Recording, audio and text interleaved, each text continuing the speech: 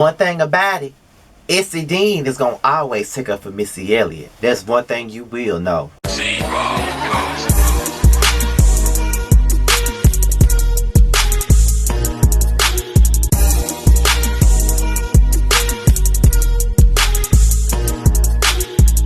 What's going on, y'all? This be your boy Scotty by Nature TV, and we're here for another review of the Belle Collective. This is season 1.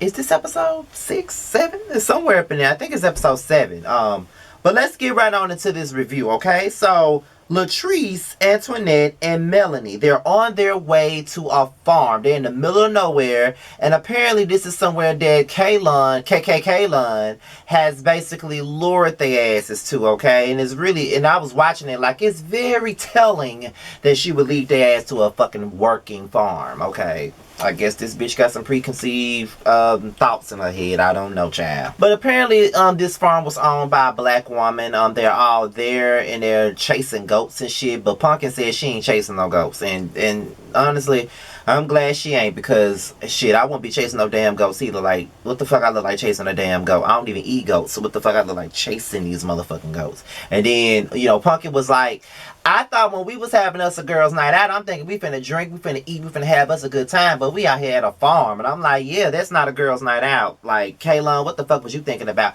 But another thing about it is, I wish they'll stop forcing Kaylon down our throat. I think we've had enough of seeing her at this point, and I just think that it's about time for us to stop forcing her. Like, okay, we get it, she's here to be an antagonist, I totally understand, but at this point it's a bit much. Like, I don't want to see her no more. So Pumpkin was like, well, you know, I don't think I told y'all, but you know, me and Clip's anniversary was the other night. It was lovely, he set it up for me, it was cute, but then I fucked it up by talking about, you know, him looking or speaking on other women in my presence, and I feel like I messed it up, so I went and got this night done over, and I got a masseuse, I had somebody playing the saxophone, it was real lovely, and you know, I gave him a red light special at the end of the night. Take a good look at it.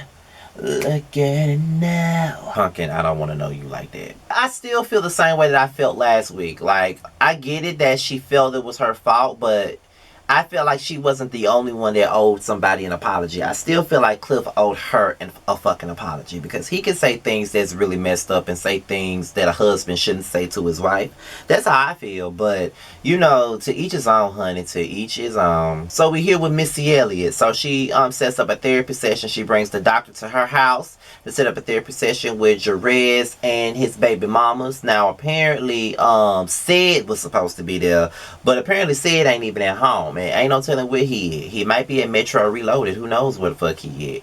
Metro Reloaded is a gay club in Jackson.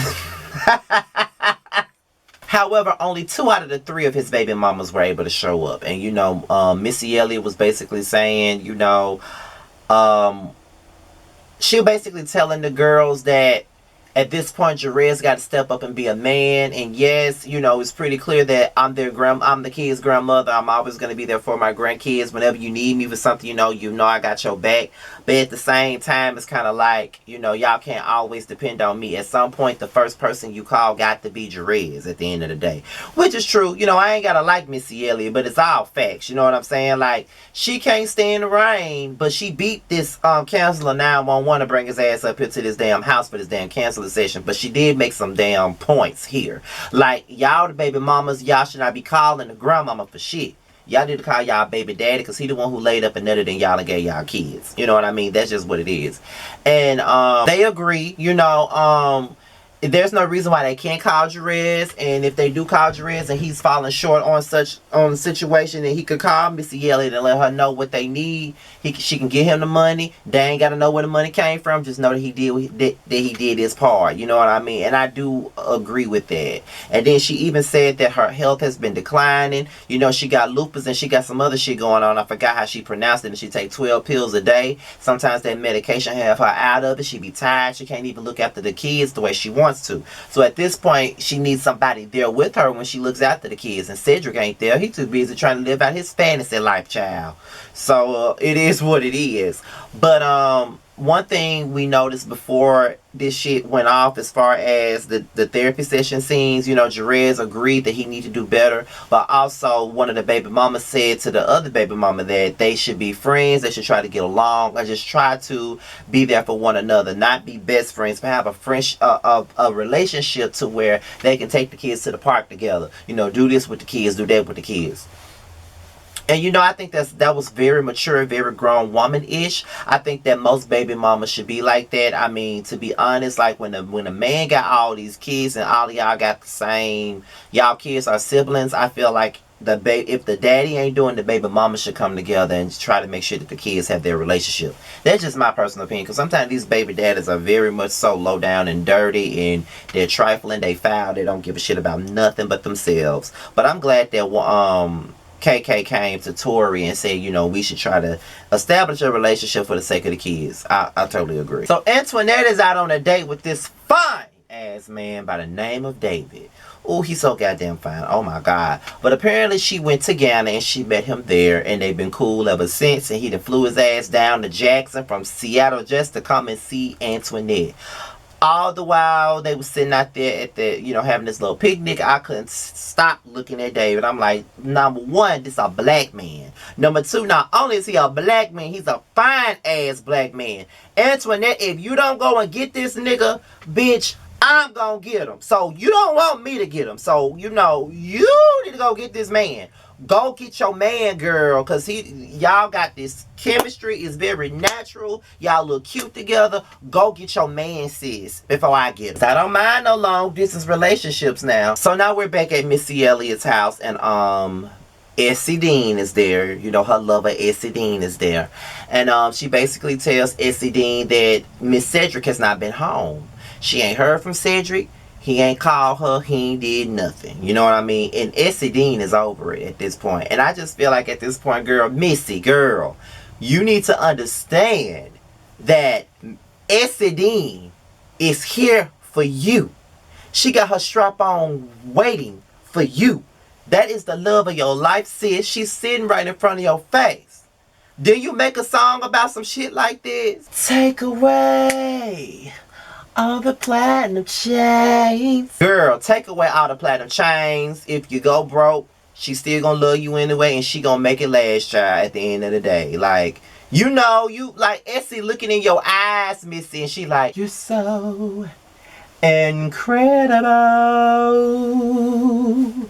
Ever since the day we became so personal. She see you, girl. Go down, get with her. But she has seen this all before, though. Essie Dean has seen this story before. She feels like that Cedric is not the one for Missy Elliott. And as much as I shit on Missy Elliott and drag her for filth, Miss Cedric is not the one for her at all. Mrs. Cedric ain't the one. Because anytime you married to a person and you don't never be at home, you don't even let them know you alive, that's bullshit. You on some Drew Sidor and Ralph Pittman type shit. Like, this nigga be, you know, disappearing for days at a time, and you don't even know where he is.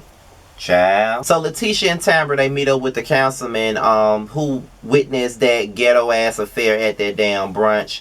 And he basically told Tamara and Letitia that you know, word did get around about the brunch, and some people have, you know, been, you know, being like, okay, wait a minute, I don't think we want to work with Letitia because of this bullshit that they had going on at the brunch. You know what I'm saying? And to be honest, who would want that shit to be, you know, next to them, especially people of power, people of prestige? Don't nobody want to be around somebody that throws brunches with a bunch of ghetto hoodlums acting like they don't know how to act. You know what I mean? So it is what it is. So everybody, you know, but I think that because there were two brunches that went awry, because Tamara was like, well, you know, I've been hosting her brunches for the last 5 years, and that was my first time ever seeing this. But you do also have to remember, Tamara, that you didn't host her last brunch before this one, and it went the same way. In my eyes, I feel like word got back around that you've had two brunches like this, and the same situation keeps happening. And a common denominator is your best friend, Missy Elliott. And I wish you would see that, but child,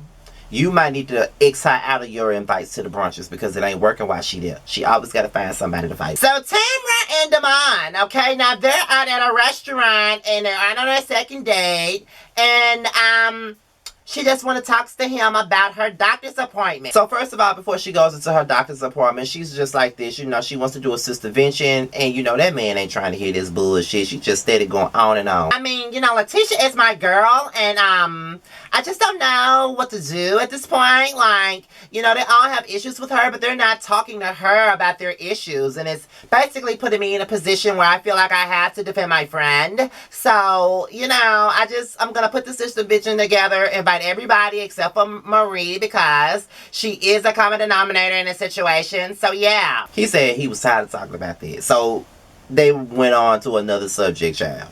And she goes on to tell him that she needs to have fibroid surgery if she wants to have kids. And, you know, a lot of people fact check my ass in the comment section because I said most people that I know, and I just said I know, with fibroids when they're late 30s. I don't know the logistics of, you know, fibroids. I did not know that people in their 20s have that. From my own experience, from the people that I know now, they started having fibroids in their late 30s. But, you know, to each his own. You know, if y'all know people that been dealing with fibroids since their 20s and stuff like that, then you have that. You know what I mean? I didn't know because I'm not a woman, so I don't know. And mostly women watch my channel, so they would know. And I appreciate them for educating me. So it's time for the sistervention. And Tamara informs them that, you know, her and Letitia met up with the councilman and that the negativity at the brunch is keeping people away from the Fair Street project and stuff like that. So, you know, most of the people that really want to be a part of it, they're putting a halt to it because of the drama.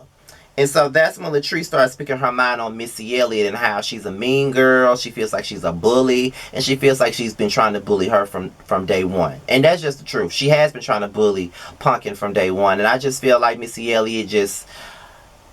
she has some type of insecure thing about her. Like, she always talking about how rich she is. She always got to big herself up too much. She's not really humble. I feel like people that's not necessarily humble, they do have an insecurity thing about them. Like, they have to do so much to validate themselves, or they have to do so much to prove something to themselves and everybody else, which you really don't have to do. Because if you really got it like that, you ain't got to do that. But child, whatever. So you know, Antoinette is basically over it. You know, she feels like, you know, Missy Elliott is a bully to her and Latrice. You know what I mean? She said that Latrice and Kaylon experienced bad vibes from Marie. And then Letitia comes in. And then Tamara informs her why she's at the sistervention. And Letitia is surprised that the sistervention is for her. But basically, in so many words, it's always sistervention was mainly about Marie. And I think that's the main person that should have been there because she's the one that's causing the issues. I get it. Letitia always takes up for Marie. She don't never call her out on her shit. Like, she enables her in a sense. And I know these women are annoyed with that. And, you know, Latrice and Antoinette basically spoke on that too, Letitia. And she was getting very defensive about it. But that is your friend. But at the same time, that's her friend. They don't share the same brain, so she can't tell a grown-ass woman how to act and what to do. So I think that was being very unfair when it came down to it. But I think at the same time, Letitia does need to understand that her friend is a problem starter. She's a shit starter, and all she does is get shit going. Ain't nobody got time to be around her big ignorant ass all the time with the bullshit. Like, don't nobody got time for that, and you know it too. I don't know why you keep defending this broad, but you know she negative as fuck, and there's that on that. But later on down the line, Tamara and Antoinette get into it. And I rewind that damn argument more than once, and I still don't understand what the fuck they were arguing about. Like Antoinette talking about some damn colorism shit, and she ain't never... Like, girl, what the hell are you talking about? My thing about it is, with Antoinette, you want Letitia to hold Marie accountable for the things that she do. But we have yet to see you hold Kaylon accountable for the things that she's done.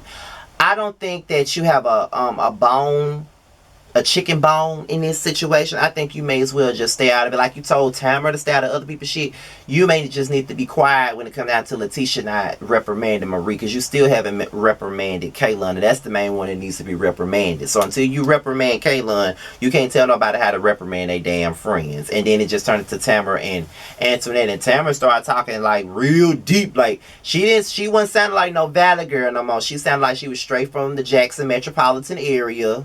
That's what she sounded like, child. So it is what it is, honey. Later on after the argument, Antoinette and Pumpkin went on the side, and Antoinette started crying about her dental business and how she's stressed out about it. She's scared that it's not going to come out perfect. And Pumpkin was there as a friend to help her out and just steer her in the right direction.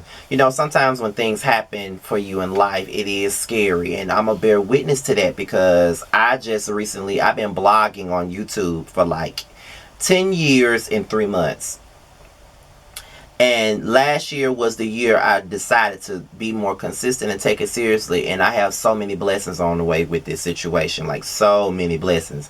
And it's overwhelming, and it's a lot to get used to. But at the end of the day, that's what it is for me. So, and one of the blessings is I get to interview Latrice, aka Pumpkin. That's right, you guys. If y'all haven't seen the flyer that I posted earlier this week, I will be interviewing Latrice Rogers of Belle Collective next Thursday. I'll be interviewing her next Thursday at 9 p.m., 8 o'clock Central Time, live right here on my channel on The Prelude. Jamar won't be in.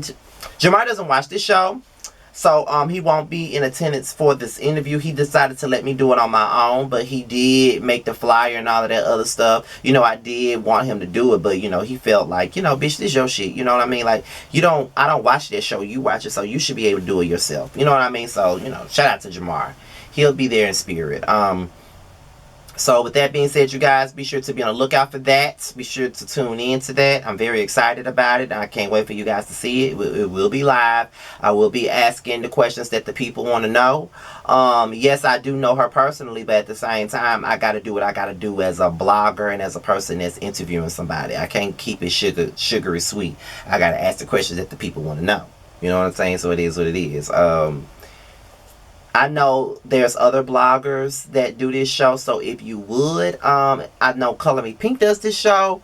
Erica Dinero does it. If I'm not mistaken, Rodney the Voice does it. If they have any questions that they want to know and that they want me to ask Latrice on my interview next week, tell them to hit me up in my DMs, and I'll be sure to take it into consideration. Like, I'm here for the people. I'm here to ask all the questions that people want to know, child. So with that being said, you guys, I'm out of here.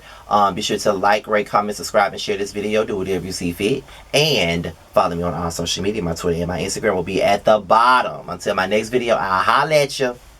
Peace out. A nigga still catching up on his videos. That motherfucker Ice Storm, honey.